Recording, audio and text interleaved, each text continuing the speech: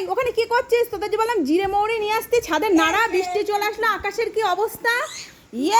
তুই এইসব মিশাইছিস? ইস ইস ইস ইস, দেখো বৃষ্টিতে সেই ভিজে গেল।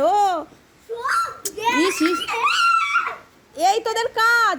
বললাম বৃষ্টিতে ভিজে যাবে, এর মধ্যে এইসব গোলাপের পাপড়ি মিশিয়েছিস কেন? দেখি তো। গন্ধ ভালো হয় তাই না? তোদের দিয়ে কোনো কাজ হবে না। ওই দেখ ঝড় জল বৃষ্টি চলে আসলে, আমি টাইমে চলে এসেছি তাই। আমি ভাবছি ছাদে এতক্ষণ বসে কি করছে এরা, খুব কাজ নাকি? কি হয়েছে, কি দেখছিস কি? ও বেশ হয়েছে, হাওয়ায় যদি দুটো উড়ে যায় তা ভালো হয়। আমার খাটনি বাড়িয়ে দিল। দেখো বন্ধুরা, জিরে রোদ্দুরে দিয়েছিলাম আর মৌরি রোদ্দুরে দিয়েছিলাম, দুই ভাইকে দুটো নিয়ে আসতে পাঠিয়েছি।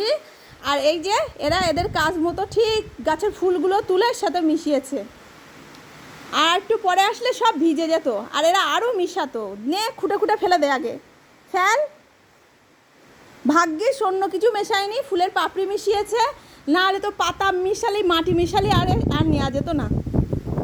তা ফুলগুলো মিশিয়েছে ভাগ্যিস।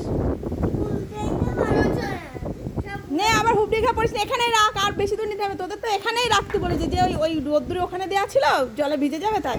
ওরে বাবা রে, ফেলে দিবি নি, রাখ। যা নিচে যা। না আর একজন ছাদে আসলে নিচে যেতে ইচ্ছে করে না, খুব ভালো লাগে। হ্যাঁ বৃষ্টিতে ভিজবা, খুব মজা।